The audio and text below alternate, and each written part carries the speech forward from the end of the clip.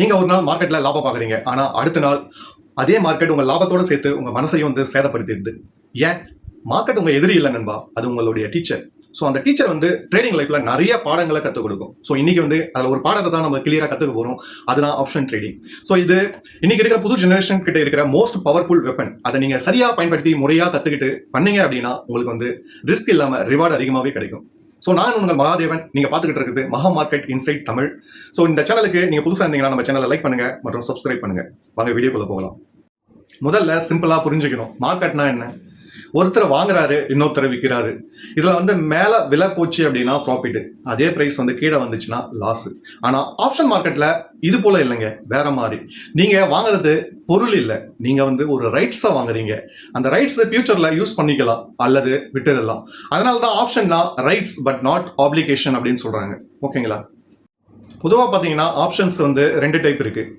First பார்த்தீங்கன்னா call option. Market மேலே போகும் அப்படின்னு நினைக்கிறவங்க கால் ஆப்ஷன் வாங்குறாங்க. அதே மார்க்கெட்டு கீழே போகணும்னு நினைக்கிறவங்க புட் ஆப்ஷன் வாங்குறாங்க. இதுல வந்து நீங்க கால் இல்ல புட் ஆப்ஷன், பை இல்ல செல் ரெண்டுமே பண்ணலாம்.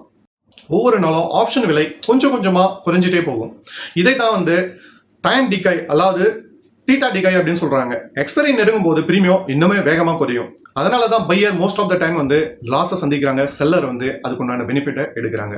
நீங்க பாத்தீங்க அப்படின்னா எக்ஸ்பைரிக்கு 5 days இருக்கு அப்படின்ற போது ஒரு ஸ்ட்ரைக் பிரைஸ் 100 ரூபாயில இருக்கு அப்படின்னா எக்ஸ்பைரி டே 3 days இருக்கு அப்படின்னும் போது அது 70 rupees வந்துடும். அதே இன்னும் 1 day இருக்கு அப்படின்னும் போது 30 rupees வரும். மீதி குறைஞ்ச அந்த 70 rupees வந்து செல்லருக்கு போயிடும்.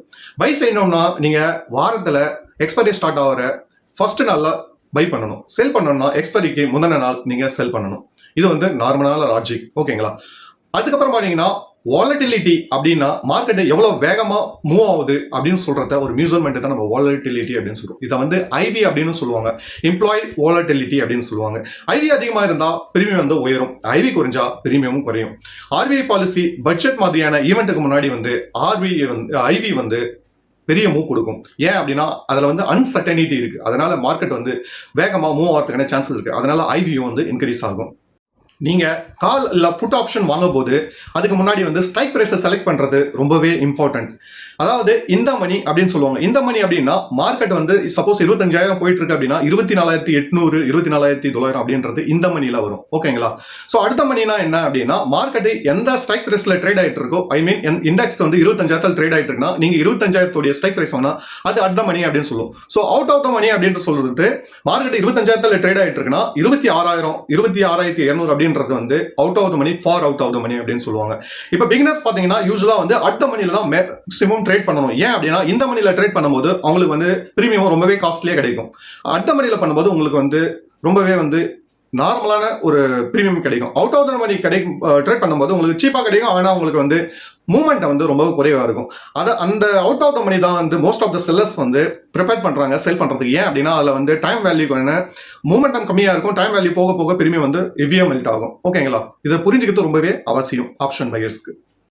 ட்ரேடிங்ல ப்ராஃபிட் மட்டும் முக்கியம் கிடையாது, அதுல ரிஸ்க் மேனேஜ்மெண்ட்டும் ரொம்பவே இம்பார்ட்டன்ட். ஒவ்வொரு ட்ரேடுக்கும் 2-3% மட்டும்தான் நீங்க ரிஸ்க் எடுக்கணும். ஸ்டாப் லாஸ் வந்து கட்டாயம் போடணும். ஓவர் ட்ரேடிங் பண்ணக்கூடாது. எமோஷனல் ட்ரேடு வந்து எப்பயுமே அவாய்ட் பண்ணணும். லாஸ் வந்தா அனலைஸ் பண்ணுங்க, பிரேக் எடுத்துங்க, ரிவென்ஸ் ட்ரேட் பண்ணாதீங்க. இது வந்து ரொம்பவே இம்பார்ட்டன்ட். ஆப்ஷன் ட்ரேடிங்ல ஒரு மைண்ட் செட் கேம். காமா இருந்து பேஷன்ஸா இருந்து கரெக்டான அனலைஸ் பண்ணி என்ட்ரி பண்ணீங்க அப்படின்னா கட்டாயம் உங்களுக்கு ப்ராஃபிட் கிடைக்கும். நண்பர்களே, இப்போ உங்களுக்கு வந்து ஆப்ஷன்னா என்ன, ஆப்ஷன் ட்ரேடிங்னா என்ன, அதில் எப்படி ட்ரேட் பண்றது அப்படின்றது கிளியரா புரிஞ்சிருக்கும் அப்படின்னு நம்புறேன். இந்த இன்ஃபர்மேஷன் உங்களுக்கு பிடிச்சிருந்தா உங்க நண்பர்களுக்கும் ஷேர் பண்ணுங்க மற்றும் நம்ம சேனலை சப்ஸ்கிரைப் பண்ணுங்க. மற்றும் ஆப்ஷன் தொடர்பான அனைத்து இன்ஃபர்மேஷன்களுக்கும் நம்ம சேனல் வந்து ஃபாலோ பண்ணுங்க. மீண்டும் ஒரு நல்ல டாபிக்கோட அடுத்த வீடியோவில் பார்ப்போம்.